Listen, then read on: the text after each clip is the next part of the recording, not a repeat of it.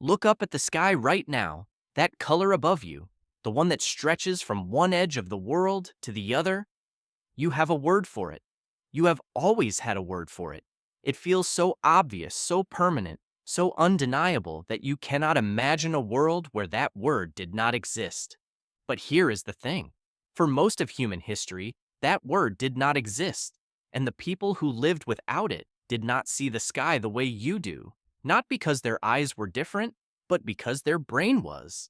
The real answer to why is far stranger than you have ever been told. Start with a man named William Gladstone, not a scientist, a politician, four-time Prime Minister of Britain in the 1800s. He spent years of his life obsessively reading Homer, the Iliad, the Odyssey, the oldest stories in the Western world. And one day he noticed something that he could not explain. Homer described the sea as wine dark. He called sheep violet. He described iron as violet too. He described honey as green. He mentioned white, black, and red constantly. He mentioned yellow and green occasionally.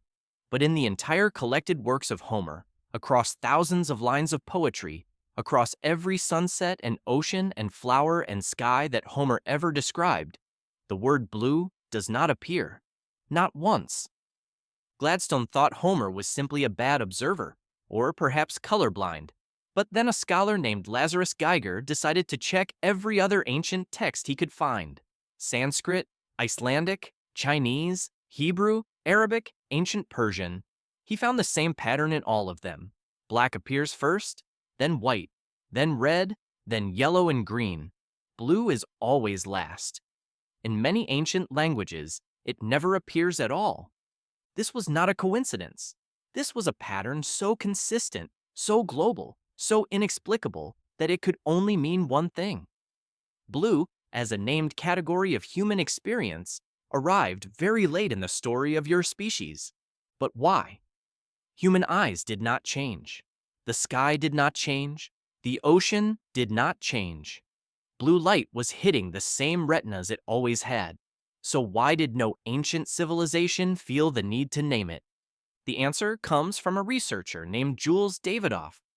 In the early 2000s, Davidoff and his colleagues traveled to Namibia to work with the Himba people, a community whose language has no word for blue.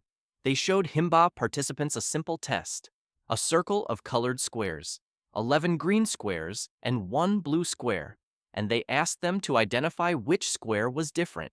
It was nearly impossible for them. They struggled. They hesitated. Some could not find it at all. To your eye, the blue square would have jumped out instantly. But to a Himba participant, without the category blue carved into their mental landscape, the difference between the squares was almost invisible. Then Davidoff flipped the test. He showed them a circle of green squares, almost identical to each other, with one square that was a slightly different shade of green. A difference so subtle that most English speakers cannot find it at all. The Himba participants spotted it instantly. Because their language carves green into multiple named categories that English does not. Their brain was trained to see differences that yours is blind to. This is the finding that changes everything. You do not see the world and then name it. You name the world and then see it. The categories your language gives you determine what your brain registers as real, as distinct, as worth noticing. Without the category, the signal exists, but your brain does not flag it. It passes through your visual system like a word in a language you do not speak. You hear the sound. You do not get the meaning. This is called the Sapir-Whorf hypothesis in its stronger form, linguistic relativity. And for decades, it was considered fringe science, too radical, too uncomfortable. It suggested that language was not just a tool for describing reality. It suggested that language was actually shaping reality. That two people with identical eyes and identical brains could look at the same sky and genuinely, neurologically, experience it differently based on nothing more than the words available to them. The neuroscience has since caught up with the idea. Researcher Paul Kay and his colleagues at the University of California, Berkeley, studied color naming across more than 100 languages and found that the sequence Lazarus Geiger identified in the 1800s held almost universally. Black and white first, red next, yellow and green next, blue last.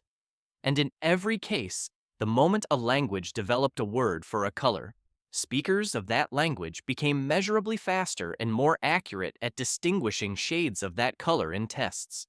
The word did not describe the experience, the word created the experience. Think about what that means for you right now. There are colors in the world that you cannot see, not because your eyes fail to detect them, but because your brain, trained by your language and your culture, does not flag the difference as meaningful. Researchers have found that Russian speakers, whose language has separate words for light blue and dark blue, process those two shades as categorically different colors in a way that English speakers do not. For a Russian speaker, light blue and dark blue are as different as orange and red. For an English speaker, they are just variations of the same thing. You are not seeing the full picture. You have never been seeing the full picture. And the filter between you and the full picture is not in your eyes. It is in your words. Now go back further, back before language was sophisticated enough to name colors at all. Back to the world your distant ancestors lived in, 50,000 or 100,000 years ago, when language was still young and fragile and focused entirely on the things that kept you alive. Food, threat, kin, direction, fire. The categories that mattered were the categories that had survival consequences. Red mattered because blood is red. Black mattered because darkness meant danger. But blue? The sky was always blue. The sea was always blue. You could not eat blue. Blue did not chase you. Blue did not signal poison or ripeness or threat.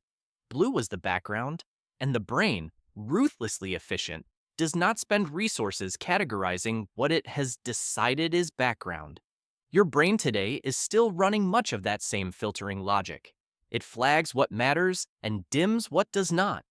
The categories it uses to decide what matters were handed to it by your language, your culture, your upbringing. You think you are seeing reality. You are seeing a processed, filtered, categorized version of reality, shaped by the words someone taught you before you were old enough to question them. Researcher Lara Boroditsky at Stanford University has spent her career documenting just how deep this goes. Language affects not just color, but time, space, number, and causality. People who speak languages where time flows on a different axis orient themselves to the past and future differently. People whose language does not have the same directional words as yours literally navigate space differently.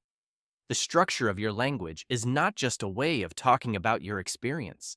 It is a set of rails that your experience runs on.